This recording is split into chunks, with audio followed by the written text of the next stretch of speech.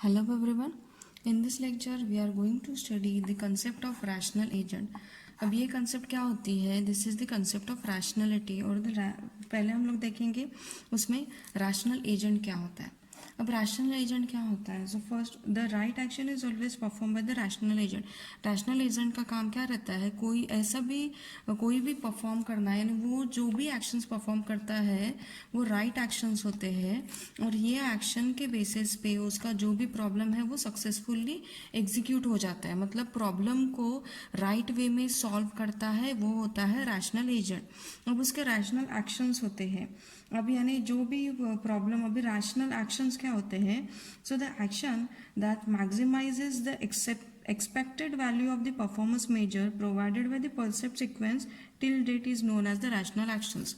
अब वो जो रैशनल एक्शन कौन से होते हैं? तो ये वो एक्शंस होते हैं जिनकी वजह से हम लोग हमारा जो भी गोल है उसको सक्सेसफुली अचीव कर सके. ये होता है हमारा रैशनल एक्शंस होते हैं. अब रैशनल एजेंट्स जो रहते हैं उसमें टोटल उसके वो 4 मेन पैरामीटर्स पे डिपेंडेंट होता है. जैसे कि फर्स्ट पैरामीटर क्या होता है रैशनल एजेंट का? So the first parameter is the degree of success that is determined by the performance measure. यानी जो भी रैशनल एजेंट होता है उसकी सक्सेस किस पे डिपेंड होती है? तो उसकी जो सक्सेस है वो उसके परफॉर्मेंस मेजर पे डिपेंड होती है. The success is depend on performance measure. The success is depend on performance measure. Next one is what? यानी जो भी तुम्हारा रैशनल एजेंट है वो इसके सक्सेस पे डिपेंड होता है कि तुम्हारा जो भी सिस्टम है वो क्या परफॉर्मेंस मेजर देने वाला है. Now second one is the percept sequence of the agent that have been perceived till the date. यानी जो भी तुमने प्रेजेंस यानी जो भी तुम्हारी परसेप्ट सीक्वेंस है उसके बेसिस पे भी तुम्हारा एजेंट है उसके जो पैरामीटर्स है वो डिपेंड होते हैं. Third one is what? Third is the prior knowledge of the environment that is gained by an agent till the date. यानी जो भी प्रायर नॉलेज होता है तुम्हारे इन्वायरमेंट का उसके बेसिस पे तुम कितना गेन परफॉर्म कर रहे हैं, यानी क्या क्या अचीव कर रहे हैं, गोल तुम्हारा कैसे अचीव हो रहा है. Now fourth one is the action that the agent might perform in the environment. last one is the in basis पे, जैसे तुमने पहले परफॉर्मेंस मेजर करता है वो, यानी कौन सा सक्सेस हुआ है, क्या परसेप्ट यूज़ किए तुमने, इसको क्या नॉलेज अप्लाई किए और नॉलेज अप्लाई करने के बाद क्या आउटकम आया, मतलब कौन से एक्शंस तुमने अप्लाई किए जिसकी वजह से तुम्हारा जो गोल है वो अचीव हुआ. अब ये जो रैशनल एजेंट है वो डिपेंड होता है. So it is depend on what? It is depend on performance measure. Next one is the environment. Now next one is what?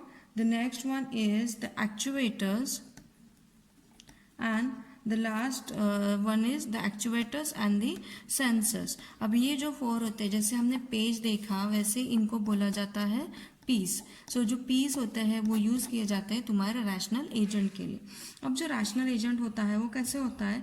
तो it is a right thing and actions is perform by the rational agent. अब जैसे कि हमने example लिए कि हमने previous lectures में जो एग्जांपल दे के example of the vacuum cleaner agent. अब ये जो वैक्यूम क्लीनर है इसका काम क्या है? तो कंप्लीट रूम है उसको क्लीन करना. अब कंप्लीट रूम क्लीन करने के लिए उसका फिर परफॉर्मेंस मेजर क्या हुआ? परफॉर्मेंस मेजर हम लोग क्या देखते हैं कि वैक्यूम क्लीनर ने पूरा कंप्लीटली रूम अच्छे से क्लीन किया है क्या. So the case of an agent is considered that is said to be the vacuum cleaner of the for the dirty floor. अब उसका पॉसिबल परफॉर्मेंस मेजर क्या होता है? तो परफॉर्मेंस मेजर जैसे कि तुम्हारा जो वैक्यूम क्लीनर है उसने कितनी इलेक्ट्रिसिटी ऑक्यूपाई किया है, ये हुआ तुम्हारा परफॉर्मेंस मेजर. अब इलेक्ट्रिसिटी कंज्यूम करने के बाद अब उससे कितना नॉइज जनरेट हुआ है, अब नॉइज जनरेट हुआ है या फिर यानी उसने कितने इफ़िशेंटली वो रूम या फिर उसका इफ़ेक्टिवली कितना इफ़ेक्ट हुआ है उसके क्लीनलीनेस का तुम्हारे रूम पे, तुम्हारा रूम कितना क्लीन हुआ है. सो ये क्या हो गया? फैक्टर्स हो गए. अब ये जो फैक्टर्स है उसमें और एक कंसिडरेशन होता है, उसे बोला जाता है ऑम्निस्टिक या फिर ऑमनिशेंट। अब ऑमनिशेंट एजेंट क्या होता है? सो ऑमनिशेंट एजेंट यानी यहाँ पे समझो दो टाइप ऑफ एजेंट है। अब एक वैक्यूम क्लीनर मशीन है, मैंने एक रूम दी हूँ, ये रूम को उसे क्लीन करना है, और ये वैक्यूम क्लीनर एजेंट भी है, उसे भी इस रूम को क्लीन करना है। अब ऑमनिशेंट एजेंट क्या होता है?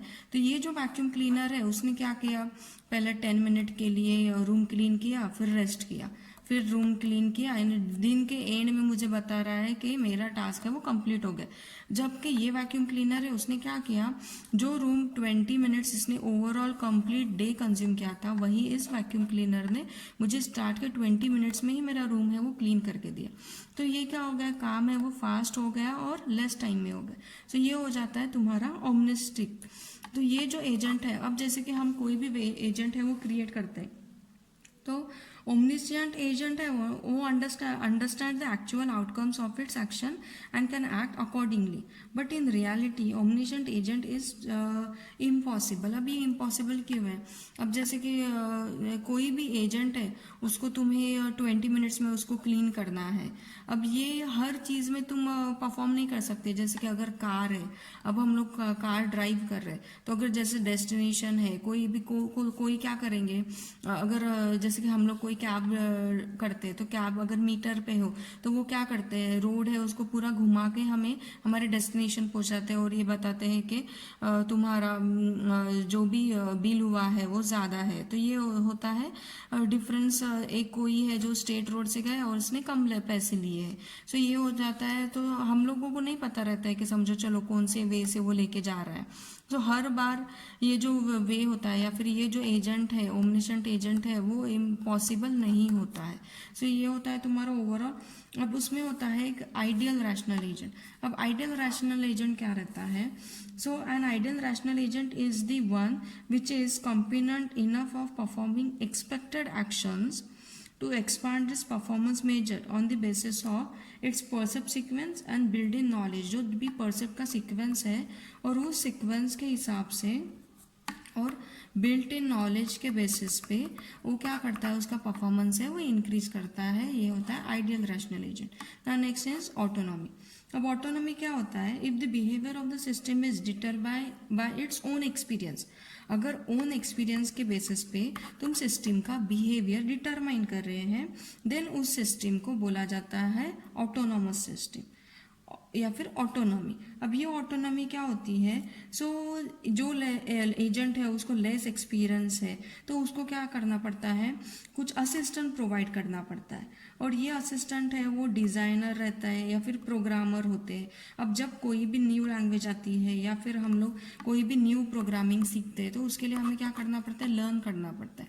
तो ये आता है तुम्हारा ऑटोनॉमी में, यानी एजेंट को बार बार लर्न करवाना है। अगर कोई भी तुम सिस्टम है उसको डिज़ाइन कर रहे हैं, जैसे कि एक सिस्टम है वो तुमने बताए, जैसे कि एक मैंने बताई कि एक रॉड है, जब उसे बताया कि कोई भी हॉट चीज़ उसे होल्ड में के लिए दी जाती है तो उसे रिलीज़ करना है। अब ये रिलीज़ करने के लिए मैं उसे बताई कि अगर कॉफ़ी मग देती हूँ तो मुझे अपडेशन है वो परफॉर्म करनी पड़ेंगी मेरे सिस्टम में, कि अभी ये मग है तो तुम्हें क्या करना है, इस कॉफ़ी मग को होल्ड करना है, जबकि रॉड है तो उसे रिलीज़ करना है। तो ये सारे जो अपडेट्स होते हैं ये ऑटोनॉमी में आते हैं। आइडियल यानी सिर्फ कुछ चीज़ें जैसे कि तुम लोग परसेप्ट या फिर उसका जो नॉलेज है उसके नॉलेज बेसिस पे उसमें अपडेट परफॉर्म कर रहे हैं। अब ये रैशनल एजेंट सबको क्लियर है। रैशनल एजेंट वो होता है जो सक्सेसफुल गोल के लिए जो एक्शंस है वो परफॉर्म करता है। ये होता है तुम्हारा रैशनल एजेंट, यानी this is the concept of rationality. Thank you.